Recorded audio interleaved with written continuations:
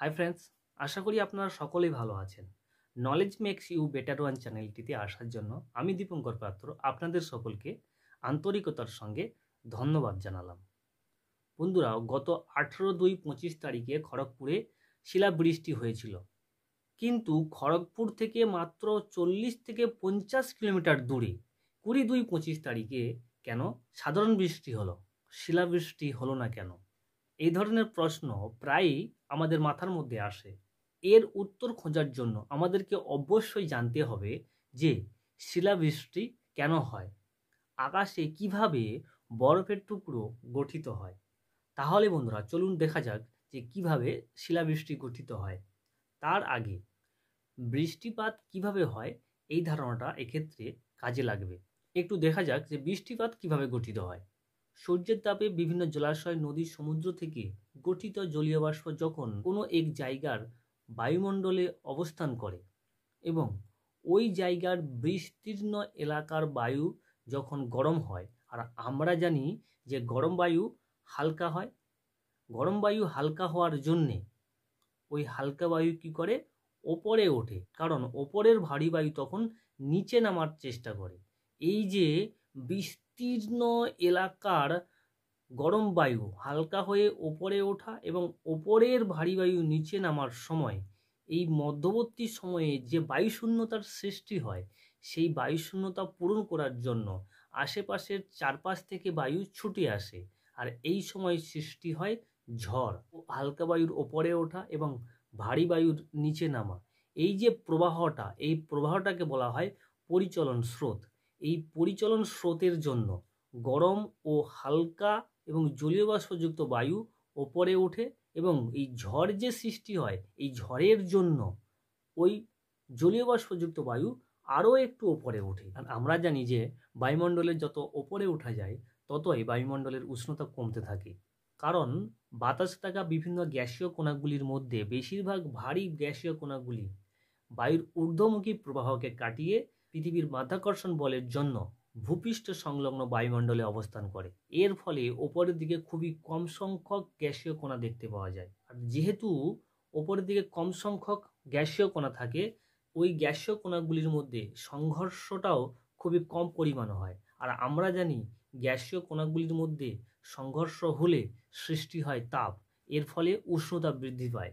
তাই যত কম সংখ্যক সংঘর্ষ হয় ততই উষ্ণতা কম হয়, আর এর জন্যই বায়ুমণ্ডলের যত ওপরে ওঠা যায় ততই বায়ুমণ্ডলের উষ্ণতা কমতে থাকে। আর এই জলীয় বাষ্পযুক্ত গরম বায়ু ওপরে উঠে ঠান্ডা হয়, এবং জলীয় বাষ্পযুক্ত গরম বায়ু যতক্ষণ না পর্যন্ত ঘনীভূত হওয়ার উষ্ণতায় পৌঁছায় ততক্ষণ পর্যন্ত বৃষ্টি হয় না। যেই মাত্র জলীয় বাষ্প ঘনীভূত হওয়ার উষ্ণতায় পৌঁছায় সেই মাত্র জলীয় বাষ্প ঘনীভূত হয়ে ছোট ছোট জলবিন্দুতে পরিণত হয়, এবং এই ছোট ছোট জলবিন্দুগুলি বাতাসে ভেসে বেড়াতে থাকে, এবং এই ছোট ছোট জলবিন্দুগুলি একটির সঙ্গে আরেকটি যুক্ত হয়ে একটি বড় জলবিন্দুতে পরিণত হয়। আর এই পদ্ধতি ততক্ষণ চলতে থাকে যতক্ষণ না ওই বড় জলবিন্দুগুলি বাতাসে ভেসে বেড়ানোর ক্ষমতা হারিয়ে পৃথিবীর মাধ্যাকর্ষণ বলের প্রভাবে ভূপৃষ্ঠের দিকে অর্থাৎ নিচের দিকে পতিত হয়। এর ফলেই সৃষ্টি হয় বৃষ্টি। যখন ঝড় ওঠে সেই জন্য আমরা বলি যে বৃষ্টি হওয়ার সম্ভাবনা আছে।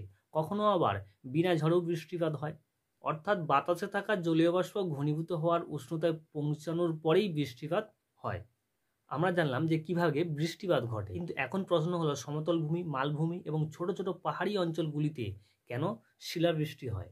যেহেতু বায়ুর পরিচালন স্রোতের কারণে কোনো একটি বিস্তীর্ণ এলাকাতে সৃষ্ট নিম্নচাপের কারণে ঝড় সৃষ্টি হয়।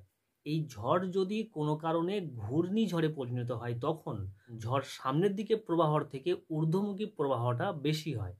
এর ফলে বায়ুমণ্ডলে থাকা যে জলীয় বাষ্প ঘনীভূত হয়ে জলবিন্দুতে পরিণত হয়েছিল সেগুলি আরও ওপরের দিকে উঠতে থাকে, এবং যদি ওই জলবিন্দুগুলি কোনো কারণে 0°C উষ্ণতার বায়ুস্তরে পৌঁছায় সেগুলি তখন বরফের টুকরোতে পরিণত হয়।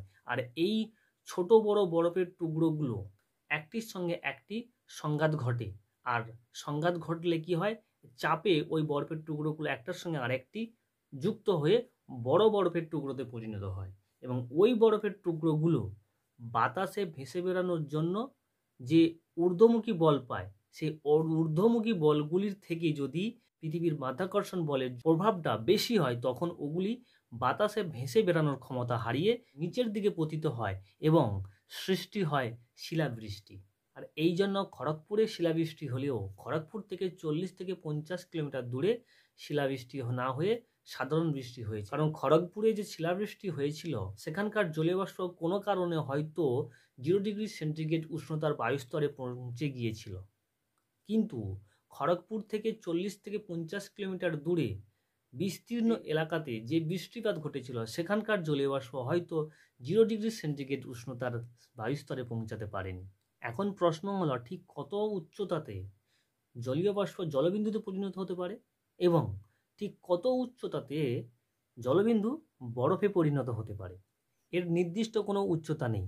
যে নির্দিষ্ট উচ্চতাতে জলীয় বাষ্প জলবিন্দুতে পরিণত হতে পারে বা জলবিন্দু বরফে পরিণত হতে পারে, কারণ বায়ুমণ্ডলের উষ্ণতা উচ্চতা ছাড়াও বায়ুমণ্ডলের বিভিন্ন বিষয়ের ওপরে নির্ভর করে, যেমন আবহাওয়া, সূর্যরশ্মির পরিমাণ, বায়ুর আর্দ্রতা, পাহাড় পর্বতের উপস্থিতি এবং সমুদ্র উপত্যকা, এসব বিষয়ের উপরেও বায়ুমণ্ডলের উষ্ণতা নির্ভর করে।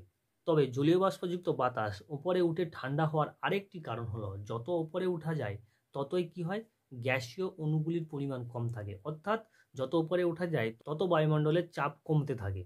আর এর ফলে গরম বায়ু উচ্চচাপ বলয় থেকে যখন নিম্নচাপ বলয়ের দিকে প্রবাহিত হয়, তখন ওই গরম বায়ু হঠাৎ স্প্রেড করার কারণে ওই গরম বায়ুর ক্ষেত্রে অ্যাডিয়াবেটিক তাপ হ্রাস ঘটে এবং গরম জলীয় বাষ্প বায়ু ঠান্ডা হয়ে জলবিন্দুতে পরিণত হওয়ার একটি সুযোগ থাকে। তবে বলে রাখি, যে স্তরে মেঘ সৃষ্টি হয় সেই স্তরেই জলীয় বাষ্প ঘনীভূত হয়ে জলবিন্দুতে পরিণত হয়, কিন্তু জলবিন্দু বরফে পরিণত হওয়ার নির্দিষ্ট কোনো উচ্চতা নেই। বলে রাখি, স্টপোপোজ অর্থাৎ টপোস্ফিয়ার এবং স্ট্র্যাটোস্ফিয়ারের সংযোগস্থল, টপোস্ফিয়ার এবং স্ট্র্যাটোস্ফিয়ারের যে সংযোগস্থল আছে, ওই সংযোগস্থলের উষ্ণতা 0°C উষ্ণতায় থাকে। সমতল ভূমি, মালভূমি বা পাহাড়ি অঞ্চলের ক্ষেত্রে ওখানেই জলবিন্দুগুলি বরফে পরিণত হওয়ার সুযোগ পায়।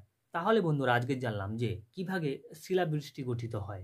এই ধরনের নলেজ বেসড ইনফরমেটিভ ভিডিও দেখার জন্য প্লিজ আমার চ্যানেলটি সাবস্ক্রাইব করুন এবং কন্টিনিউয়াস ভিডিও আপলোডিংয়ের নোটিফিকেশন পাওয়ার জন্য অনুগ্রহ করে পাশে থাকা বেল আইকনটিকে অবশ্যই প্রেস করে রাখুন।